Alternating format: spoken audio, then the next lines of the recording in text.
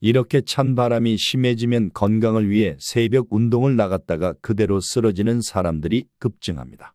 특히 추위가 극심한 한겨울보다 11월에서 12월이 1년 중에 가장 위험한 시기입니다. 아침에 잠자리에서 눈을 뜨고 일어나 화장실로 가는 그 5분 남짓. 그 사이에 여러분의 혈압은 평소보다 최대 50 이상 치솟습니다. 이 현상을 의학적으로 모닝서지 현상이라고 부르는데요. 이미 몸은 모닝서지 현상을 보이는데 그 상태의 몸으로 따뜻한 집을 나와서 바깥에 찬바람을 맞는 순간 혈관은 마치 겨울철 수도관처럼 순식간에 꽉 조이면서 터질 것 같은 압력을 받게 됩니다. 더 충격적인 사실이 있습니다.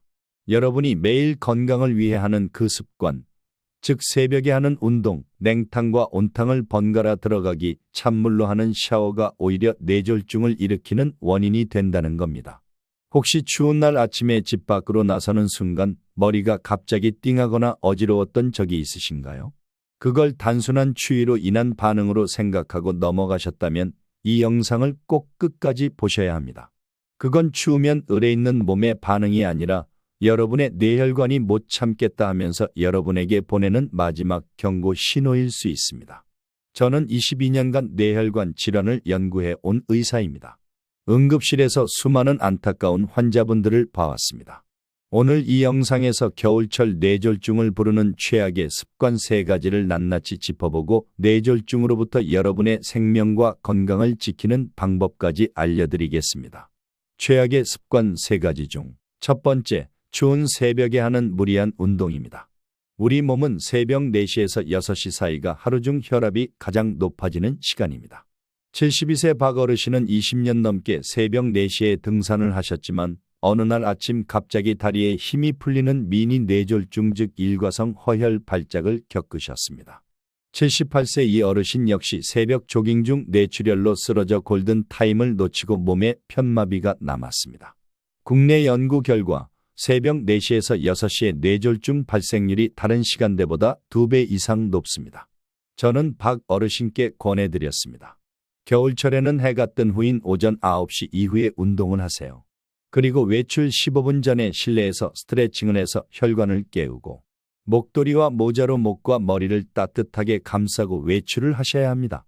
이렇게 작은 습관 하나가 여러분의 생명을 지킵니다. 이런 중요한 정보를 더 많은 분들이 알 수 있도록 구독과 좋아요로 응원해 주세요. 최악의 습관. 두 번째, 급격한 온도 변화입니다. 우리 흔히 사우나에 가서 뜨거운 온탕과 찬 냉탕을 번갈아 드나드는 분들 보죠? 그게 혈관을 단련한다고 믿으시면서요. 그런데 그건 혈관을 단련시키는 것이 아니라 바로 뇌졸중을 걸고 하는 위험한 도박입니다.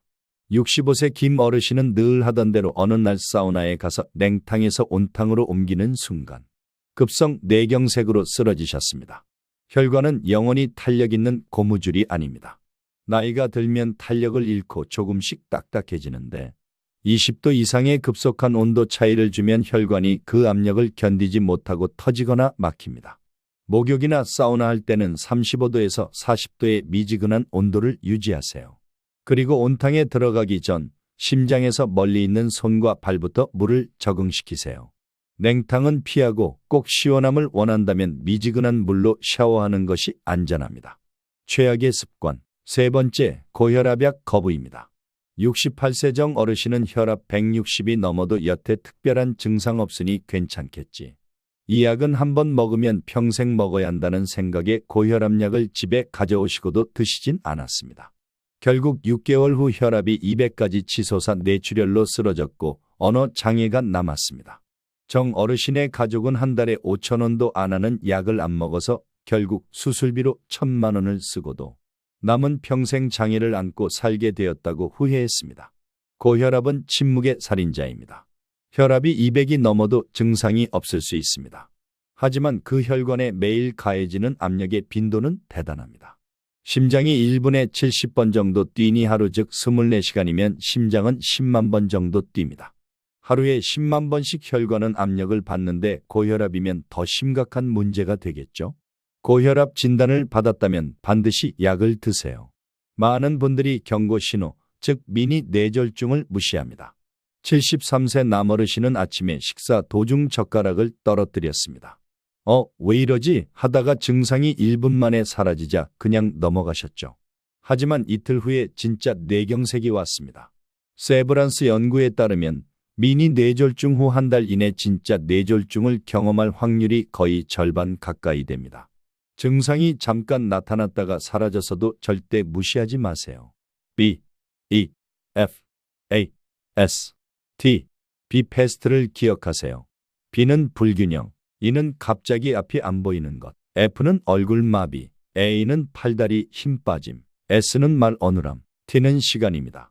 이 증상이 나타나면 증상 유무와 상관없이 바로 119로 전화하세요. 시간을 다투는 응급 상황입니다. 증상이 밤에 생겨 모를 수도 있습니다. 잠자리에 들기 전에 혈압약을 꼭 챙겨 드시고 아침에 혼자 사시는 어르신께는 전화로 안부를 확인해 주세요. 이 5가지 습관 새벽 운동, 온도 변화, 약 거부, 찬물 샤워, 신호 무시만 고쳐도 뇌졸중 위험을 크게 줄일 수 있습니다. 이제 무엇을 실천해야 할지 구체적으로 정리해 보겠습니다. 건강한 습관 3가지. 1. 외출 준비는 철저하게 외출 30분 전에 일어나서 준비운동 3분으로 몸을 풀고 따뜻한 물 한 잔을 마셔 혈액을 묽게 하세요.